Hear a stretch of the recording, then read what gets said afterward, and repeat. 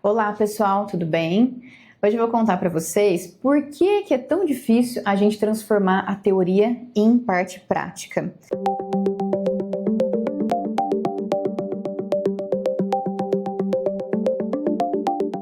Primeiro, porque análise do comportamento, pensando aqui no nosso nicho de estudo, já é um campo muito difícil, tá? A gente precisa entender que a análise do comportamento tem seu dialeto próprio, e aí tem toda uma interpretação de como ela quer dizer algo, o que para nós, no contexto popular, pode ser uma interpretação, na análise do comportamento sobre o viés teórico é uma outra interpretação, tá? Então a gente precisa entender que são cenários diferentes. Quando a gente fala num contexto mais mentalista, num contexto mais comum, vamos assim dizer, né, leigo, geral, nosso, sem estar sobre um viés, uma capa da análise do comportamento, algo pode ter uma interpretação, mas se a gente for olhar pela ótica ali da análise do comportamento, pode ter uma outra interpretação, tá? Assim sendo, a gente precisa entender muito bem a teoria. Eu gosto muito de uma frase de Skinner que diz o seguinte: confusão na teoria é confusão na prática. Levem essa frase da nossa grande referência, nosso pai da análise do comportamento para a vida. Especialmente porque a aba tem um dos focos principais, trabalhar com crianças, especialmente crianças neurodivergentes. A gente pensa assim no contexto popular. É só eu ir lá e brincar com a criança. Mas todo brincar tem uma função. Então lembrem-se bem disso. Se a gente não tem uma teoria consolidada, teoria essa através de livros, através de pesquisas, de movimentos que a gente estuda, que a gente se interage e se atualiza da análise do comportamento, tudo que nós vamos fazer não vai ter sentido. E aí você vai estar sendo totalmente antiético. Porque se você for lá e brincar com uma criança por brincar, sem uma função, sem um objetivo, você não está promovendo o desenvolvimento dela e claramente não está sendo um bom terapeuta. Porque o pai está pagando para você brincar, então você tem que especificar. Olha, ele está vindo aqui para brincar, sem função. Joia. Mas se nós temos uma teoria consolidada, nós vamos ter uma prática muito bem articulada. Não esqueçam disso. E aí, por que é tão difícil a gente transformar a teoria na parte prática? Primeiro, porque muitas pessoas têm dúvidas na teoria e essas dúvidas não são sanadas e a pessoa já vai para a parte prática e faz tudo mais ou menos. Se tem uma coisa que me faz ficar muito brava, é quando a pessoa fala assim, eu fui lá e entendi mais ou menos, eu fiz mais ou menos. Mais ou menos não evolui nada, a você, o paciente, a ninguém. Toda vez que você for responder mais ou menos, pensa, e antes mesmo de você dizer que fez, ou que sabe, ou que vai fazer mais ou menos, volta. Volta na literatura, volta nos materiais didáticos, volta para supervisão, volta para atendimentos clínicos que você vai conseguir fazer análises mais precisas, para que você, então, tenha uma teoria robusta. Isso vai garantir uma parte prática muito melhor para todos. Então, o primeiro erro e dificuldade para transformar a teoria na parte prática é justamente o equívoco básico, que é uma não formação concreta na parte teórica. Agora, um outro ponto que eu vou ensinar para vocês. Eu trouxe aqui alguns recursos para mostrar para vocês como que uma brincadeira pode ser muito funcional usando a teoria e a parte prática, mas a parte prática só vai acontecer porque eu tenho função. Vou dar um exemplo para vocês. Aqui tem algumas, tanto brinquedos mais antigos, mais comuns, como essa mola, como eu tenho aqui algumas canetas, um porta-canetas, uma caixinha terapêutica, que depois eu mostro melhor, e um carrinho.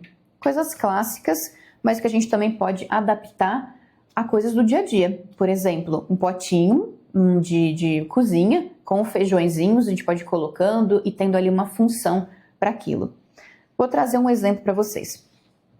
Quando a gente pega essa mola, que ela é super divertida, colorida, legal, né? Ela é uma mola bem antiga já, é da minha época, então ainda hoje a gente tem ela ainda permanece, está viva ainda entre nós, essa molinha, tantos brinquedos que acabaram se perdendo aí no meio, e eu particularmente sou muito fã dos brinquedos mais antigos.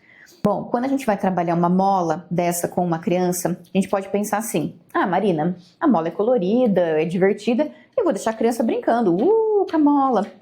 Ok, qual é a função do que você está fazendo com a criança?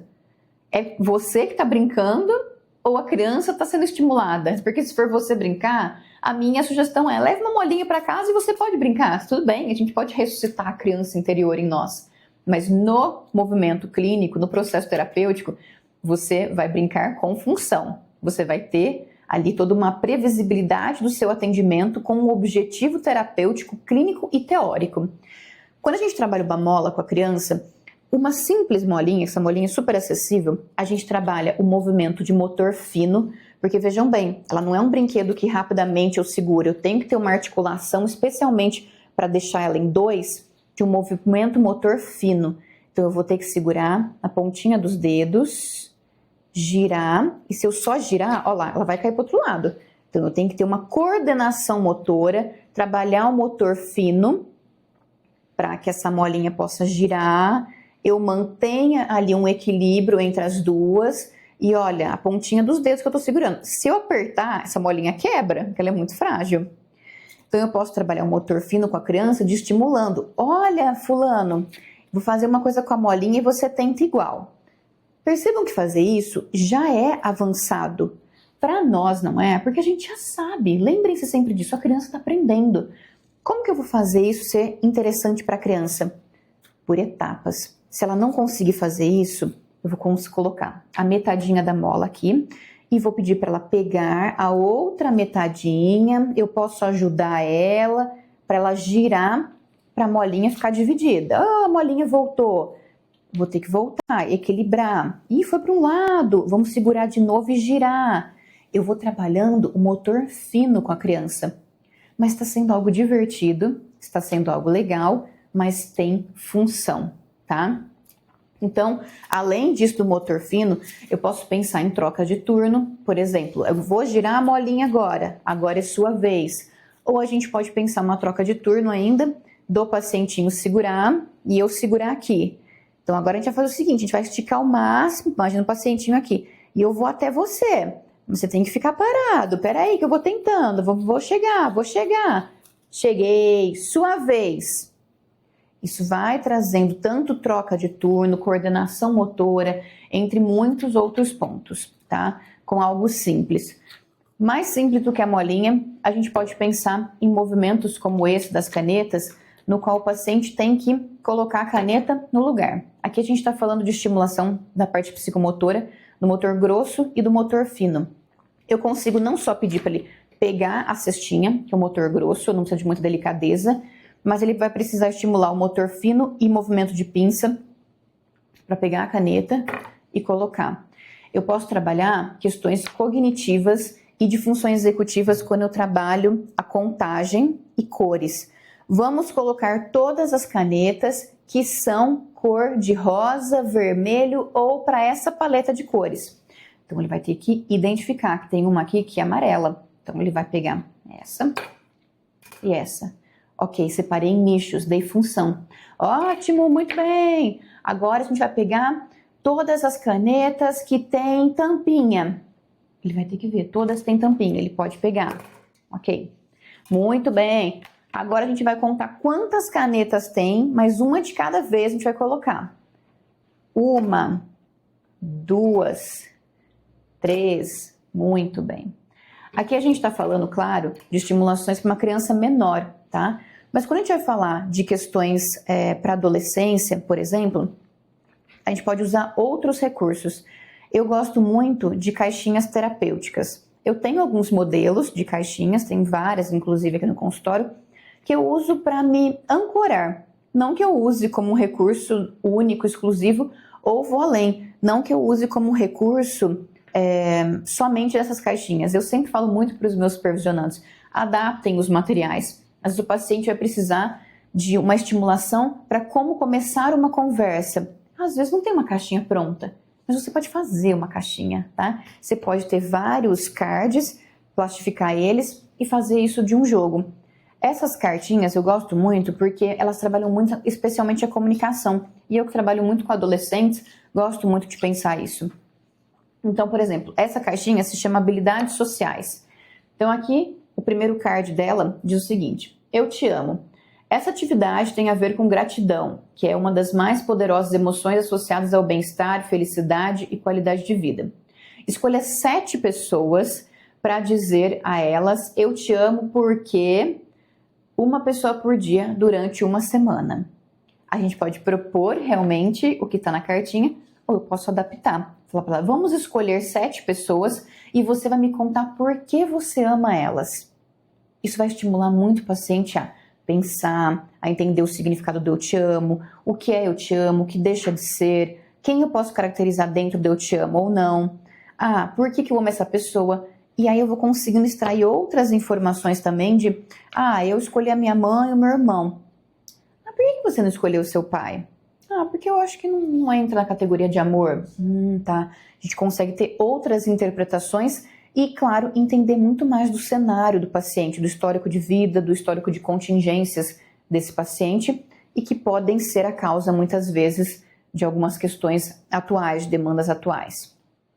E eu vou para um último ponto, que eu gosto muito de usar os carrinhos, né? Os carrinhos sempre vão ser muito funcionais. É claro que a gente tem que entender o quanto que o paciente tem o hiperfoco das rodinhas e a gente vai usar um hiperfoco dele e não vai conseguir tanta evolução, ou quanto eu vou conseguir de fato. Tudo isso depende muito de paciente para paciente. Mas quando a gente fala de estimulações, especialmente do que eu almejo para o comportamento verbal, é importante que eu tenha claramente a compreensão de habilidades que são pré-requisitos para o comportamento verbal, como, por exemplo, a imitação, o contato visual. E para isso eu posso estimular esse paciente a, primeiro de tudo, olhar nos meus olhos quando eu faço, olha o carrinho passando, bi, bi, bi, ele estacionou aqui, bi, bi, bi, bi, bi. O carrinho está muito próximo do meu contato visual. Isso vai estimular a criança. Assim, na sequência, eu posso estimular a imitação orofacial. Quando eu faço bi, bi, bi, bi, bi, bi. E aí eu estou estimulando ele a imitar a imitação orofacial, que é um pré-requisito para depois ele começar a falar. Bola, bala. Então ele precisa saber toda essa movimentação, tá? Então por isso eu digo para vocês, por que é difícil transformar a teoria em parte prática? Porque muitas vezes nos falta a teoria e nos falta orientação. Não deixem jamais de fazer supervisão. O tripé que sustenta um bom profissional é a parte prática, atuação com supervisão, onde você tem orientações realmente do teu caso, e o próprio atendimento clínico a si mesmo, o autocuidado. Então, terapia, supervisão e atuação. Esse é o tripé que garante com maior ênfase um bom sucesso para o profissional. Se a gente não tiver esse tripé alinhadinho, é claro que transformar a teoria na prática vai ficar mais difícil. A gente não sabe por onde a gente está indo, como a gente vai, caminha, a gente toma, e aí corre aquele risco de, vou fazer qualquer coisa, tô os brinquedos aqui, vamos brincar, eba! Ou você ficar preso somente ao que eu estou falando. A Marina explicou o movimento aqui de motricidade fina, e você vai ficar quanto tempo fazendo esse? A gente precisa ter um feeling clínico para entender quando o paciente já conseguiu entender essa habilidade, a gente já tem os registros que o paciente entendeu, e aí a gente vai tendo a evolução que é necessária, certo? Então, transformar teoria em prática não é impossível, mas é um caminho que exige muito do profissional. Senão, se fosse tão fácil, qualquer um faria. E por isso que a gente está sempre se aperfeiçoando, inclusive através de materiais e conteúdos como esse, certo? Então, desejo que vocês aproveitem muito bem a teoria para ter uma boa parte prática. Obrigada e até o próximo vídeo.